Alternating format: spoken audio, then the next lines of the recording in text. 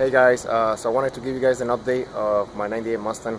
I got it back from the paint shop about a week ago. I haven't gotten to drive it yet because I was working the last couple of days and I don't usually like to take this car. I work about 30 miles away.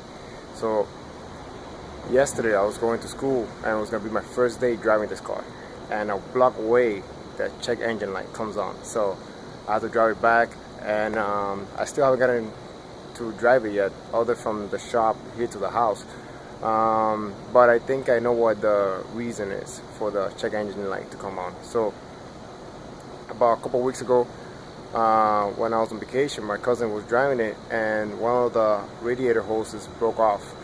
And I was checking out the radiator coolant and it's actually very, very dirty. So I'm gonna actually flush that coolant today and hopefully the check engine light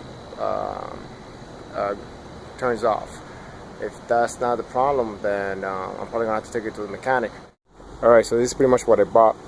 I got distilled water to flush the coolant, and I also got the 50/50 coolant, the new coolant I'm gonna be putting in, and I got this foil here so I could collect the dirty one from the bottom. Over here, make sure your engine is turned off for a while and the engine is actually cool before you work on this. Remember that engine coolant actually works under pressure. So if the engine is hot, this cap, when you take it off, might pop off. Let's see here. So this is the fluid that I got in there.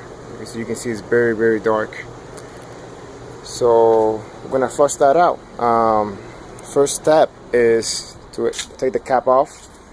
Look underneath the car. There should be on the radiator. I really haven't found a video that shows the 98 Mustang cap being drained, but I'm on the passenger side and I hope that this is the drain. Let me see if I can focus it better. Alright, so I hope that this is the radiator drain valve for the coolant. I looked all over the car and I think this is the only thing that shows that it could be it. Unfortunately, on the other guy's video, it was a different car, so let's see if it drains. Alright, let me put this forward. I'm gonna pause it for a minute and then I'll... Alright, so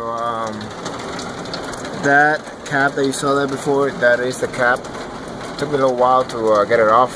It's kind of hard also with this lip here because it gives you less room to work with. But using this, I was able to loosen it up and then take it out. So let's see. So far, the coolant that is in is kind of like pretty clear. So I'm hoping this is the problem, but the coolant looks pretty good, so it might not be the problem.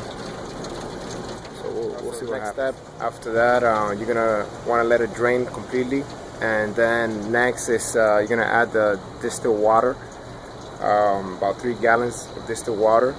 Turn on the engine, let it run for a while till it's warmed up, so you can give it a nice little flush the engine out, all this gunk, and then you're gonna drain it again. So we'll see. Alright, so I just finished draining. Alright, so I just finished draining the coolant. Alright, so next step is, wow, it looks pretty clear. So I'm actually gonna flush it. The next step is gonna be to close the plug and add this radiator super clean and flush along with the distilled water to the cap up top, and let the car run for about 10 minutes. Down there, this one thing you want to be very careful with this coolant. You want to make sure that it doesn't drip anywhere, because if the dogs drink it, it's very detrimental to their health.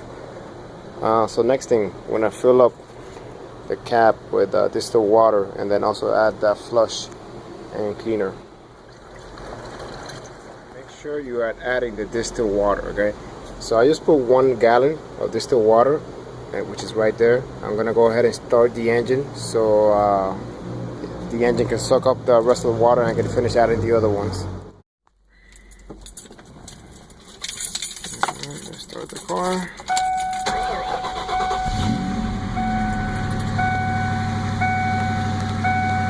See the check engine light still on there.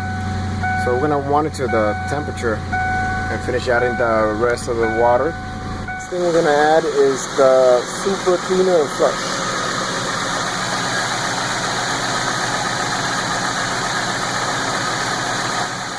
So after turning the car, the water still remains there after a gallon that I added, which makes me think that the water pump is probably broken. Because this one here is where the water comes back from, it's empty, so it's not really rotating around. So that's going to be a little more difficult than I expected. Alright guys, so I have no idea what's going on with the car. The check engine light is still on. At the end it did like a little weird sound, so I just turned off the car. I'm gonna have to stop playing mechanic and call real mechanic so they could bring one of those devices that checks the engine and tells you what's going on. So I'll see you guys next time. For now, the car is just gonna stay sitting.